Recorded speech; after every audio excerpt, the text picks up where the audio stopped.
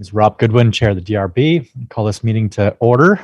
Can everyone on the Zoom platform hear me and the ORCA media hear me? Yeah, I can hear you. Sounds good. So we'll do a mic test and introduce the board members. So from my right here, Sharon Allen. Kevin O'Connell. Meredith Crandall, staff. I'm Rob Goodwin, the chair. We have Michael Lazorchik. Michael Lazorchak, thank you. And Gene. Hi, everyone. Welcome. Thank you. Okay, so Jean, just so you know, you were very quiet. You might want to speak up a little bit more when you ask questions and talk later on, okay? You got it. I just raised my volume. Thank you. Awesome. Thanks, Jean. we have 5 members present. Gene is an alternate and will be a voting member this evening. With that, we'll go on to the first order of business, which would be a review by Meredith of the remote meeting procedures. Yep, we don't have any just general members of the public on tonight. We have a representative for tonight's loan application, but I'm going to do this so that people who are attending or watching via ORCA media or we're streaming will know how to get on. All right, there we go. So for anyone who is viewing this meeting via ORCA media, you can participate in tonight's development review board meeting by using the Zoom platform. You can do that with either typing this web link into your browser, and it should take you right into the meeting, or you can call in using this phone number and putting in this meeting ID when prompted. If anyone is having problems accessing the meeting, please email me at mcrandall@montpelier-vt.org. I'll be monitoring my email throughout the meeting. So Aaron, right now, you're the only one attending Zoom that hasn't done this before. Just know that turning on your video is optional. If you are having issues with bandwidth, I advise keeping your video off and just that way reserving your bandwidth for the audio. For everyone attending, please keep your microphone on mute when you're not speaking. And a reminder that the Zoom chat function should be used only for troubleshooting or logistics questions. We can skip over a bunch of this because we don't have any public members attending. If we have somebody pop in, I'll revert back to it. In the event that I find out that the public is unable to access this meeting, it will need to be continued to a time and place certain. As I noted previously, I would find out about that via email. I will now hand the meeting back over to the chair. Thank you, Meredith. So comments from the chair. It's been a long time since I've been here. Thank you for letting me have a vacation and well done in conducting smooth meetings in my absence. Be careful, don't do it too well. You might have to, take over from me someday. We have one application this evening. Looks like no members of the public. My understanding is that Aaron is with the applicant. We will get to you in a few minutes, but our order of business prior is approval of the minutes from July 18th. Did we do approval of the agenda? Oh, We did not. we did not. Can I get a motion to approve the agenda? So moved. All right, we have a motion by Kevin and a second by Sharon to approve the agenda. How do members vote? Sharon? Yes. Kevin? Yes. Gene? Yes. And Michael? Yes. All righty, the agenda is approved. All righty. So now we are on to approval of the minutes from the July 18th meeting. Just double check here whether we can. Nope, we've only got 2 people. All right, we'll hold that one to the next one, at the very least. So next order of business is the applicant for 352 River Street. Which is Montpelier Tractor LLC is the owner. And would you like to come up to the table and introduce yourself? Sure. Aaron is the architect of the project. Okay. Well, if you think you might speak, it's good to be there, Yep. and then we'll know who's available, because we're actually going to have to swear everybody in who might talk. Perfect. Adam Lane, store manager for Tractor Supply. I opened the building, been there since 2006. And Aaron, would you want to introduce yourself? Yep, I'm Aaron Blue with Onyx Creative. We're the architect, engineers, and so forth for the project. Mr. Chair, I would suggest that perhaps Meredith could give us a brief summary. Okay. We can do that. Let's swear the instances first, but we can do that after your summary. Yeah, either one. You go ahead, Meredith. Whichever way we want to do it is fine. I just didn't want to lose it. I didn't know Yep. if you had it in your mind. Yep. Okay. Go ahead, Meredith. So I'm just going to do a brief overview of how, general aspects of the project, and then you'll get sworn in as witnesses, okay? And then you guys will get to do your presentation.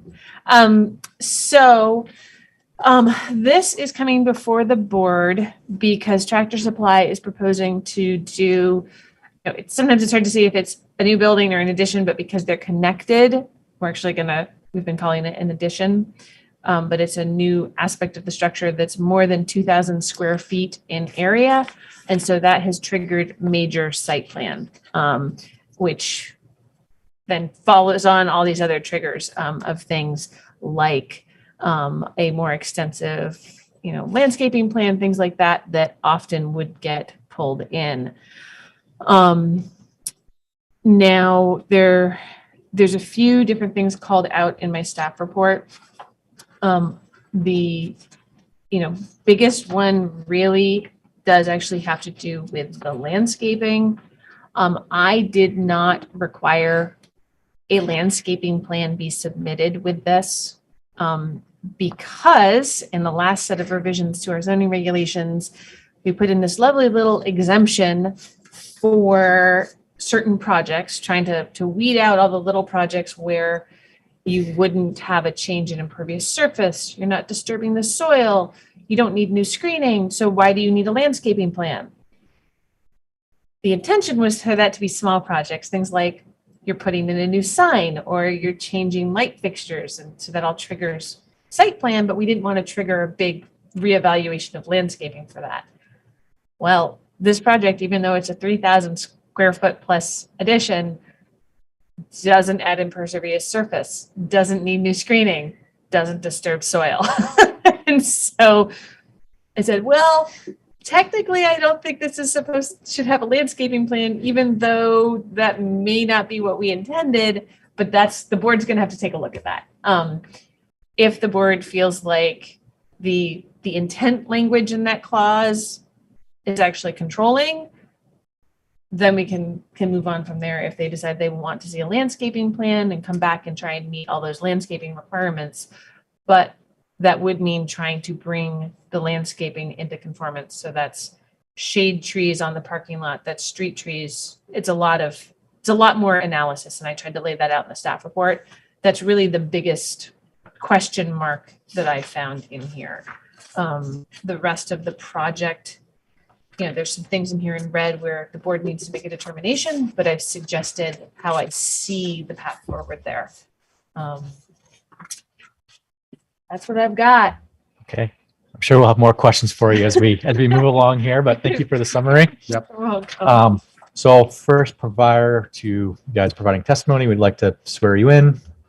Looks like there's just two people here that are going to be providing testimony. Would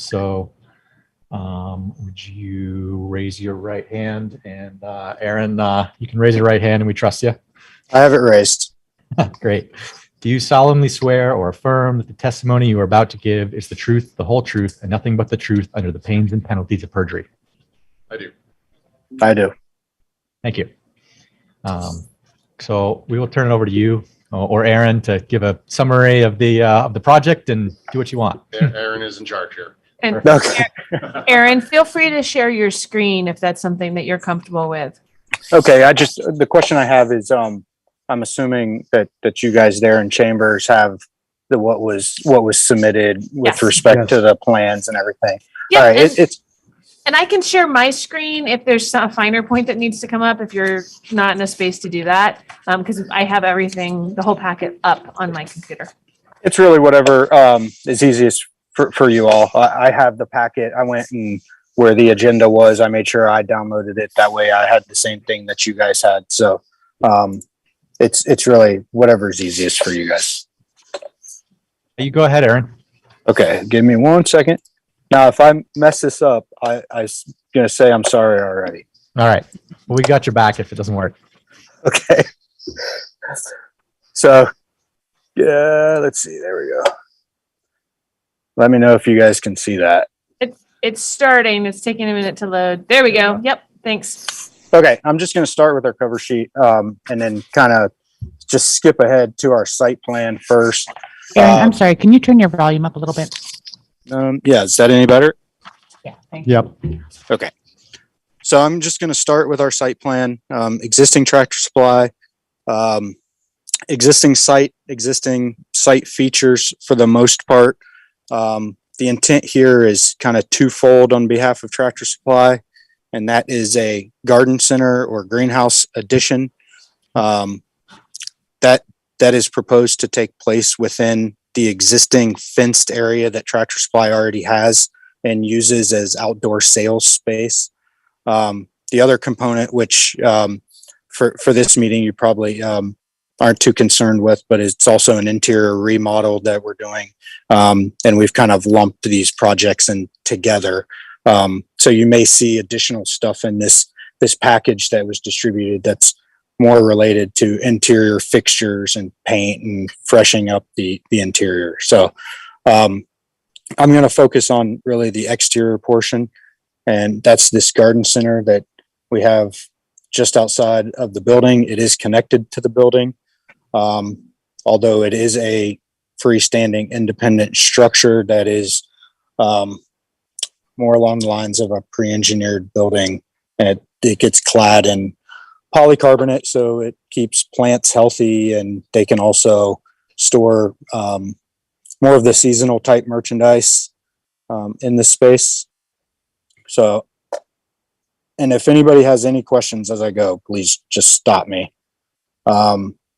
This is more of our life safety plan. We even though we're adding on and we're cutting in an automatic door from the existing, call it brick and mortar space, we do independently egress this addition, even though, people could still enter from this garden center back into the store and vice versa. There are point of sales, both existing on the inside, new point of sale on the exterior. We do have a demo plan, very simple, really almost too simple. Mainly because we're relocating a propane tank, which is currently there. We're just shifting it over and giving ourselves room for this new garden center. And then at each of the post locations for the garden center columns, we have little 2x2 squares that we cut out, pour the footers, and pour it back in. Same material, whether that's asphalt or concrete, it will remain to match everything else. These are just door and hardware.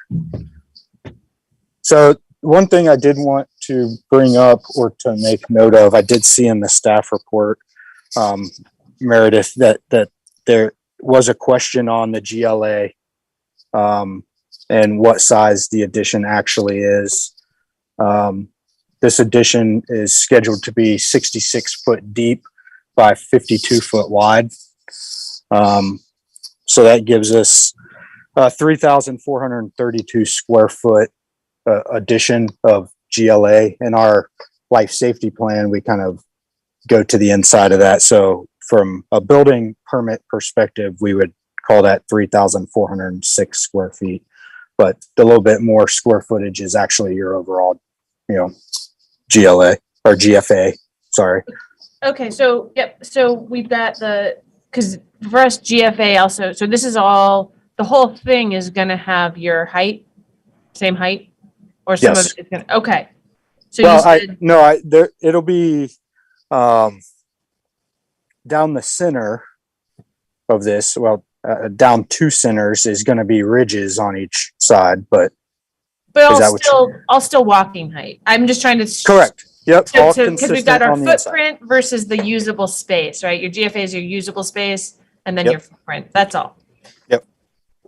Okay. So you said 3,432 32. is the actual footprint. Got it. Yeah. Yep.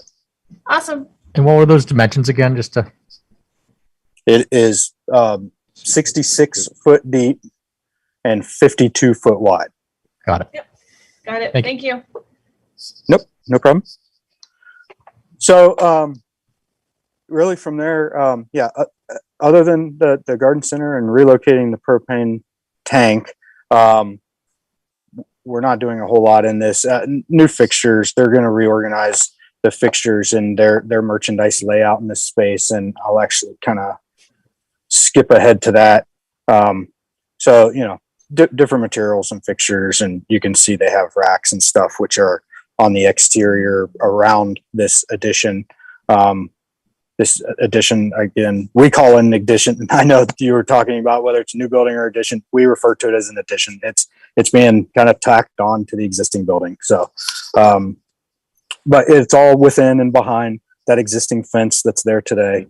Not messing with that, not changing the size of that or anything like that. So it's all within Make the, sure you're close. it's all within the existing footprint of the fenced area, is what I believe I just heard you say. That is true. Yes, sir. Okay. And there's additional, shelves being built? And what is the type of physical improvements that could be going on there? Well, on the exterior, you're going to see a lot of the same merchandise, the fence panels, their posts. I can't even. I see I know it based on what this plan is. Store manager there could probably be able to tell you better what they actually put out there than I could. But Was the question referring to what's going to be outside or inside the greenhouse? Do you mean the actual things for sale, or Yeah, do you mean? Yeah, Okay. yeah. And how are they stored? I mean, are they put on shelves? Are they put on, what exactly? So it's the inside of the greenhouse will have like the plastic racking for plants, that kind of thing. And then I think basic pallet racking, I believe, Okay. in the backside and down the side, I think is how it works. Yep, that's accurate. Related to the racking, that's correct. We have pallet Yeah, that's racks what I was that are looking in for. there. Yeah, pallet racks are in there. Plant racks, they're multi-tiered that you see. I don't want to use a competitor's name, but you see it at Lowe's and Home Depot. Yeah. We get into that a lot, but yeah, it's very much in line the same idea, same concept, if you will. Yep. All right. So from here, I'll go to the elevations. The roof, the front, the sides is all steel frame with polycarbonate material to let the sunlight in. There is an extra gable that you see that we have a pickup area, and this allows customers to come into this area and do pickup of the larger goods, the bigger fence panels, bags of topsoil or mulch, stuff like that. So we kind of have an extra. If you look at the top elevation that we have here, and you have the front of the building, you have 2 gables worth, which is the garden center. The third one, if I'm all the way to the left, is just an open sided. It's metal top, metal front sides, but it's open sided, and that's kind of just we call it the drive-through gable. But that's kind of just what covers and tries to round off the rest of this space that we have. As I mentioned, the front, sides, rear of the addition are all going to be polycarbonate or roll-up curtains to allow for ventilation and everything like that. I don't know what it's like in Vermont right now, but I know here in Cleveland, Ohio, it's quite warm and quite humid. So that does help. And allowing some of the heat to get out and stuff like that during this time of year. So really that's that's kind of the crux of it all. It's what we're trying to do. And this is actually a nationwide thing that we've been doing with Tractor Supply. We're doing this, all across the country. Very similar, some differences, as you can imagine. But this is kind of the new brand that Tractor Supply as a company. This is what we're working towards.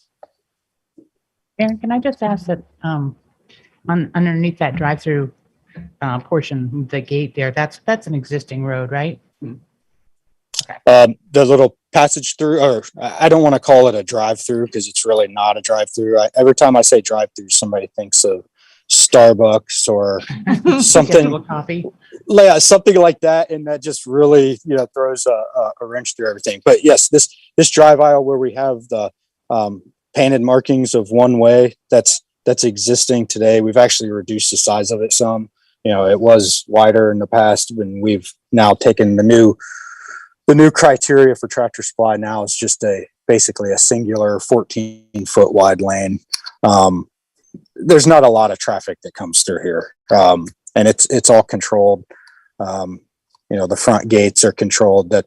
They're not open all the time, and the rear gate, as a matter of fact, what we're going to do for that is that will get an automatic opener on the rear gate. That way, once a customer does come in here and pick up, it'll have a feedback loop saw cut into the ground that will activate as a customer pulls up to it to where it opens and lets them out. But they do control. We don't have that on the front because we want the store associates to control who's entering and coming into that space. So that would be, those front gates are manually operated by a store employee. And so how do the customers exit? Straight through. They would go straight through, and there's another gate on the rear that opens automatically. But do they go around the building, or is? Can you go back to the larger site plan? Yeah. And- The same way they do now. Yeah, it works the same way that Right. this was in when they Gotcha. got approved the original build of it. All right. So that drive-through also is where we go to with curbside going forward, because like right now you park out front and call the store. Well, now with this, they come in the front gate, call the store, they come through and we load the curbside right out of the greenhouse. That's what that little front corner thing is in the greenhouse. If I can, Aaron, Sure. we have this in 4 stores in Vermont already. Bradford was built this way. And if you, I've been filling in Bradford while the store manager gets their knee replaced once a week, and it's awesome. I'm sorry. I mean, just for clarity here, so that they come through and then they go around the building and out, And take a left and go back out. take that a way. left. Yeah. And so then like deliveries for the store, Come around the other way. And Around the that is, that you can fit, 2 tractor trailers in there now because we unload them there sometimes, but Gotcha. Right there. Yep. Perfect. But they do come around that way. I 4 or 5 today with gates and pellets and other stuff through the yard. So, Yeah.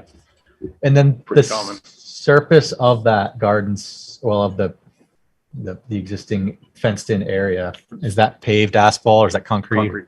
Concrete. Oops, sorry, Aaron. That is concrete, correct? I was going to try to pull up my photos because I don't know the answer to that right off the top of my head. It's currently concrete. And Okay. it is the same in Bradford. It's the same exact concrete that's in the yard. So the plan is like the floor is going to stay the same and you're just building up and a roof on top. Yeah. Got it. Absolutely. Yep. We're not changing the existing pavement. It'll just remain. Yeah, Perfect. they're gonna paint some new lines for the aisles, stuff like that, and then punch holes to put in the supports for the garden Yep. center and the new arch. And that's why I was like, I can't say that they're disturbing soil. I don't remember. No, it doesn't come across like that. I mean, No. Yeah. Logically speaking, it seems that this is just an expansion of the existing. Sure. Yeah, and exactly. It's something that we intended to catch to make people then bring their landscaping up to the new standards, but the language we wrote doesn't seem to do that. And I think that you would want to give the benefit of the doubt to the applicant in a situation where it's not clear. Absolutely.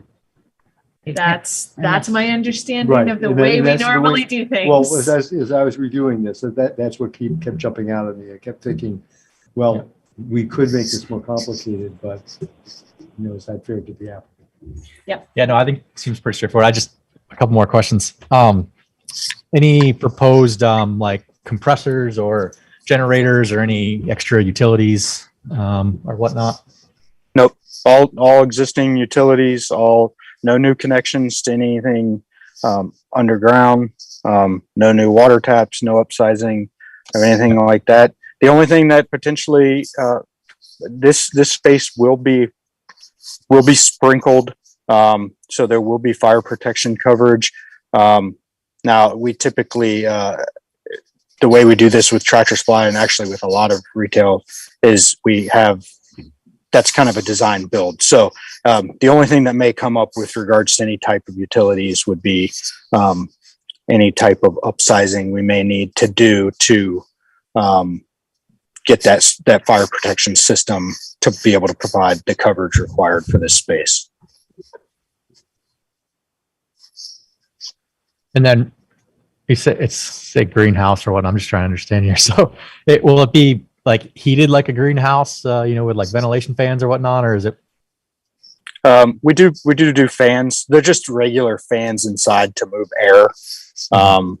But no, we're not providing air conditioning or anything like that. I mean, it's polycarbonate. So what you kind of put in might be just lost anyways. So, we're not intending to do anything like that. Sharon? There was a question about the lighting for the greenhouses. Is that Yep. right? About shielding. Did you read that in the staff report? I did. And I actually had my engineers ahead of this provide me with a cut sheet of what we currently specify. The response that I got from them, and let me pull that email up. Please. And I will tell you exactly what they're telling me that it is fully shielded. The problem with the cut sheet is they're telling me that most interior lights don't actually say that they're shielded. So we looked at the physical cut of that, and the diode, which is what is emitting the light, is above the bottom of the enclosure. And then there is a lens that sticks down below that, but the actual light emitting diode is above that enclosure. And Meredith, I can send you this cut sheet too after this meeting, so you have it. Yep. No, if you could do that, if you could try and share it just so that it's technically on the record tonight. See if you can find it, because technically for the board to be able to consider it, they need to see it. Although your testimony saying that that's how it's going to be is, you guys, yep. Okay. I can see you guys see down. this? Yep. The Okay, dimensional so- and mounting details. Yep. And then the diode is just above the bottom of the actual body of the light. I can zoom into that if you'd like. And that's what I look for when I look at whether or not something is fully shielded. That where the actual light emitting part needs to be above Sure. your side solid pieces. What is the intensity of that LED? I think it was 9,000 lumens is the I ones that you chose. 22,000. Well, these are different. You have a 30. Well, this is up to Yeah, up to. 22,000 lumens. I think we do have a 9,000 lumen. Yeah, light in fixture. the plan, the light plan said each light would be 9,000 lumens. So as Back long to as you that. don't go above that per light. I don't remember where I found it. I did find it in there somewhere. There's a lot of numbers. Yeah. You probably find it a lot faster than I will. Let's see if it's in our schedule. 9,000 lumen LED. Yep. Yeah, you have to match up your marks, the Ys and the YEs, but those were the inside lights in the garden center itself. It was just Ys and YEs. Yep. So yeah, in the way I judge things when I look at this, that would be fully shielded. Mhm. So yeah, if you could send me that cut sheet, I can put that in the package. No problem. Really wish I'd taken a picture of Bradford to show you. Perfect. So I think that we get a good idea of the scope of the project. Board members have any other sort of details of application or whatnot that they need to have to continue our discussion here? Perfect. So, yep, getting there. Okay. Awesome. Thanks, Rob. So we were discussing earlier, there seems to be some consensus that this is, not much change in this facility, from what is currently there, related to the amount of customers, and, that seems to be the nature of the application. We do have sort of one parking and loading issue to navigate through the regs. And that question is whether to classify this as high turnover customer traffic or regular customer traffic. And now, yes, Sharon? I guess I would think regular customer traffic. I mean, you Yeah. don't zip into Tractor Supply, throw something in the truck and zip out. I mean, Right. It's much slower than that, I think. So with regular traffic seems like a good way to interpret it. Absolutely. Any other board members have any thoughts on this before we dive in? Righty. Unless, of course, they put the Starbucks in the drive-through. Yeah. I don't know about a Starbucks, but I'd be down for a Dunks. And so I mean, so the regs sort of direct us to refer to the administrative officer with his Meredith on this if there's any uncertainty, which, Meredith seemed to think that it wasn't 100% clear for Tractor Supply as, what it is. Well, yeah, I mean, I'm supposed to make a determination that puts in there. And I think because it was sort of in between, and the board ultimately makes the decision, but my suggestion is that it would be regular traffic, not the high turnover. That then pushes the parking requirement down. And so there's, the number of parking spaces right now is 84. If it was the high customer turnover under our numbers, it would need one more parking space. That doesn't make any sense to me whatsoever. No. I think the regular customer traffic parking interpretation fits with what we all see there. I don't know if I ever see that side lot, parking lot space full. And when I go there, it's usually a Friday or a Saturday. Maybe on a Saturday on the weekends, it'll have Maybe. some. Yeah, But, but it's not gonna, I always find parking there. Absolutely. I don't see that they need an extra parking space. So if the board's good with making the determination that it's a regular customer traffic, that's easy to write into the decision. I think that's a rational explanation, and I'm glad we're in agreement there. So the next topic here is the the landscaping, which I think we're here on board to sort of come to some sort of creative way to get through it. Meredith, do you have any guidance for how we tackle this? Basically, the first question is, does the board think that this project falls within the exemption, right? Because the entire landscaping provision, you can say it does not apply when development does not change impervious cover, no soil is disturbed, and development does not impact landscaping. That's the operative sentence of this clause. The, intention, Yeah. where it's intended to imply, that's guidance.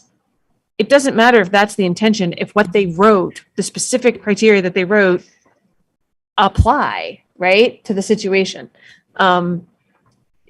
It was an error in the way it was drafted, that it captures more than was intended. I don't think the board and the zoning administrator are required to apply the language as it's written. Exactly.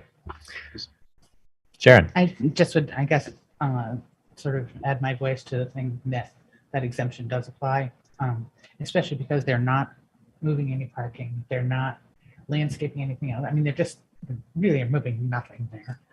And so I feel like without the regulations specifically saying that they need to step it up a notch, that they should not have to. Yep, I'm in agreement with that interpretation. I guess I would agree too, and maybe put it a separate way. If we had a residential permit come in and someone has a deck with no roof on it, and they're going to come in and they're going to put a roof on their deck, we might not require a landscaping plan because they're going to put a roof on an already constructed deck. And granted that this is a larger scale commercial property, but we do have pretty good evidence that there is no disturbance going on, no expansion outside the existing, footprint. It's already a concrete pad. It's a paved parking lot. Yes, I'm okay with that. Anyone on our Gene or Michael, you guys have anything to add? Well, I do. In section, from reviewing this, it's reading section 3203. So there's existing. You're gonna have to start over, Gene. We couldn't quite hear you from the beginning. I'm reviewing on 3203 here on the section. There's currently 6 to 7 trees right now, as was mentioned. But there's a recommended to 9 larger trees and 15 medium to small trees. Is that? Gene, If the provision applies, yeah, there's added street trees, added shade trees that would need to be added and put in. But the whole question, we don't even get there if the exemption applies at the beginning. I understand. Thank you. Mm-hmm.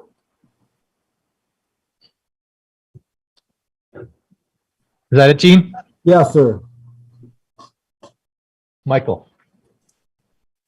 No, I'm all in favor of the exemption. And I'm not going to bring up the point about the utility right away because it sounds like everyone is going to be in agreement that they're exempt from any additional vegetation requirements. Wonderful. So looks like we're okay on parking. Okay on, Can I go back to one thing on the parking real quick? yes. Then this question is for Meredith. In that section, Meredith, there was a reference to, it's something like if there's 40 spaces, you need to have one EV charging station set aside, and you didn't have that in red. So we don't have to tackle that. Yeah, because it's if the development will create 40 parking spaces. No parking spaces are being created at all. Right. So even though we're narrowing down the parking spaces, we're not triggering that inadvertently, are we? Yeah, we aren't reducing the actual number of parking spaces. What the analysis is about the minimum number of parking spaces all went into was, do they currently have enough parking spaces? Right. And so the minimum required is 56, but they aren't changing the use. So it doesn't matter. And they can have up to, if we go with regular parking, they could have up to 112 parking spaces without special board approval. So if they came back and they said, we actually want to add more parking spaces, just draw them in somewhere else. Yep. As long as they met the regulations, they could go up to 112 with administrative approval without having to come to the board, as long as they weren't, adding too much impervious surface or something along those lines and otherwise triggering board approval. But yeah, the EV charging stations aren't triggered right now. Okay. Yeah, I just want to make sure we're not inadvertently triggering. Nope. that clause. Okay. We're not. I'm good then. Thank you. Thanks, Michael. Michael?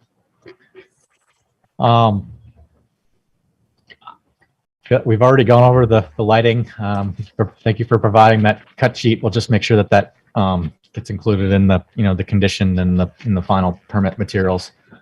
And I think we've gotten through the major issues here, unless Meredith thinks we missed anything. No, I think as long as the board is happy with how I summarized the section 3207 design and compatibility, there's no really red in there until the very end of the staff comment, because technically I can't make that final determination. But my understanding and my read through of these is that a lot of these architectural compatibility and design standards either don't apply or the application clearly meets them given what's happening, right? That it's a new aspect, a new type of structure being added. A greenhouse is not going to look like your brick and mortar store. It's clearly going to look differently. But they've echoed, the triangular shape on the front of the building, all that stuff. I think it complies with all the applicable section 3207 standards. The board if the board has any issues, they need to speak up, but if they agree with me, then go for it. Yeah, I maybe just confirm architecturally. So the height of the proposed store in relation, or the proposed addition in relation to the existing store, how high is? Yeah. Just take a look at that elevation profile again. I guess. Yeah. So it Very clearly similar. breaks it up, right? It's clearly, it's making it even less of a solid block of a building. It's making it more interesting with, your very different sections. It to me, and it seems to match right in Absolutely. without being. I think the retail term is soft. Yeah. Softened. Softens, yes. So I guess slightly unrelated. So we didn't talk about drainage. It's not necessarily a big issue, but could be a consideration. So right now you have a concrete pad, and the water flows obviously somewhere on the site. I don't know if you've done any analysis of this, versus you have the roofs coming in. Is that going to change the flow of water at all anyway? It's not, and the intent is, we're adding covering, but we're still spilling that collected rainwater back out onto the ground to sheet flow as if this roof covering wasn't there before. It kind of really does not change any of the drainage profiles. So will there be any like gutters on these or whatnot, or is it just kind of sheet off? There's gutters, and we bring it down, and we have basically perforated drains at grade, so it's not just dumping water off the top on anybody who's walking out there or walking out the doors, but we do collect into a gutter and then just basically splash it to grade. It's basically what we're doing about everywhere. My understanding from the application packet was that there were some drains that go into a stormwater system, but is that not the case? We shouldn't be having we're not tying into any storm. It would only be surface water, sheet draining, just like that area does today. Okay.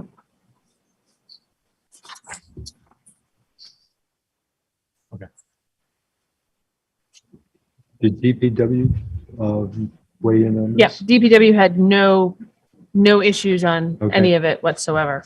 That's Um, good they enough were- for me. They were quite good with this. Actually, all three of our engineers looked at it. Mhm. Okay, that's good to know.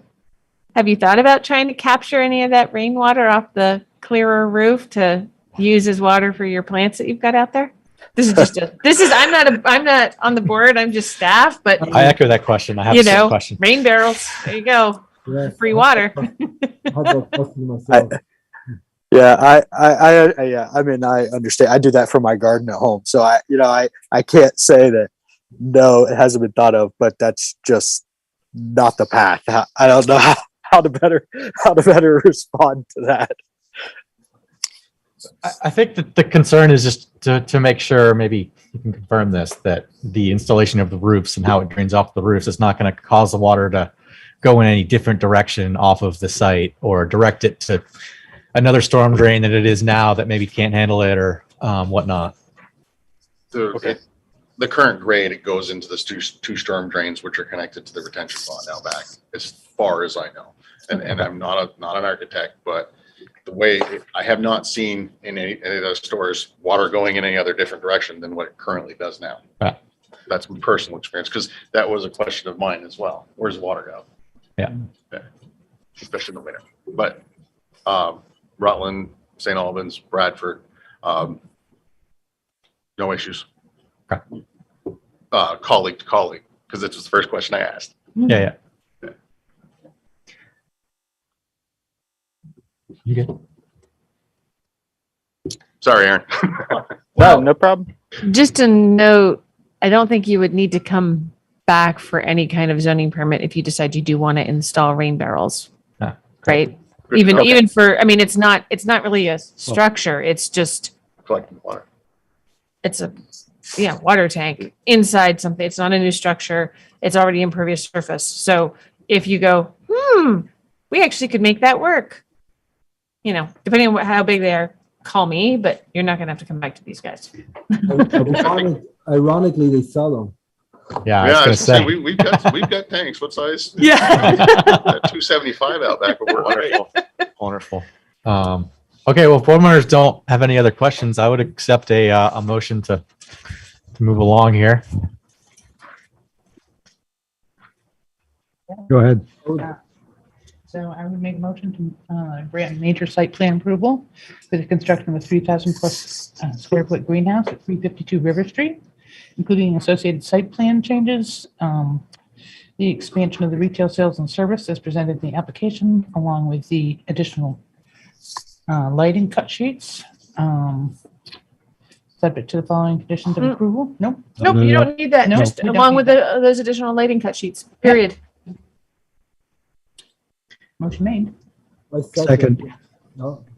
Motion by Sharon and a second by Kevin for approval with a few conditions. I think let's just review the condition first about the lighting cut No. sheets. Oh, no, because I included that. it was technically entered. It was entered. It was entered because Yes. he was able to show it to Got it. everybody who's here. So he's just going to get it to me. Okay. You know, it's been entered. So we have a I'll motion chase him. for approval. And is there any discussion on the motion? Okay. With that, I will start a roll call vote here. Sharon, how do you vote? Yes. Kevin? Yes. Gene? Yes. Michael? Yes. Rob votes yes. That is unanimously approved. Thank you very much. Meredith will follow up with the details. Yeah. So we'll get the written decision out as soon as possible. Technically, the board has 45 days from today to get the decision out. We work very hard to do it much, much sooner than that. And because there's no conditions on the approval, once the decision is drafted, reviewed by the chair, signed, we'll be issuing that and the permit at the same time. And then there's a 30-day appeal period from the date that the decision is signed. And so technically, you're not really supposed to start construction until that appeal period is over. Anything you do in that appeal period is at your own risk if somebody appeals, but we haven't had any comments from any neighbors. So we will be in touch as try to be a soon. good neighbor. We will try and get that to you as soon as possible. Awesome. Okay, Thank and Meredith, you. I will send you this cut sheet here in about 5 minutes. Perfect. And when I'm in Bradford next week, not this week, I'll take more pictures if you want to stop by and I'll show them to you. That'd be awesome. And feel free to email me or stop in with ideas if you decide you want to go with the rain barrel route. Oh, wonderful. Thank you. One more. Thank you very much. All right, thank you, everybody. Thank you. You're welcome. Welcome. Thank you. All righty. We have one more order of business for this evening, which is the election of chair and vice chair.